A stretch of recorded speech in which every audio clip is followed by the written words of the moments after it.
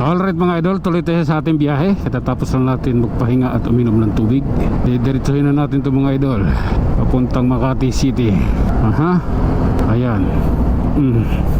Love ko na yan. Yeah. Ito lang tayo. Basta ako, relax lang. Ortigas flyover tayo. Okay, alalay. Yeah. Grabe na yan. Basta mag-iingat lagi mga motorista at magbaon ng mahabang pasensya.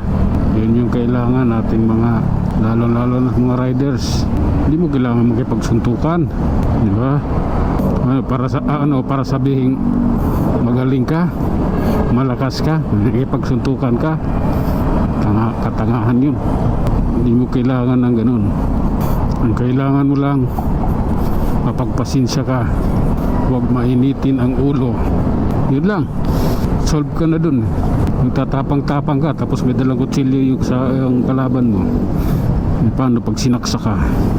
Sabihin mo makukulong naman siya, makukulong nga siya, patay ka naman. Ano pa buhay mo? Isip-isip din, huwag puro katangahan pa iralin. Diretso tayo.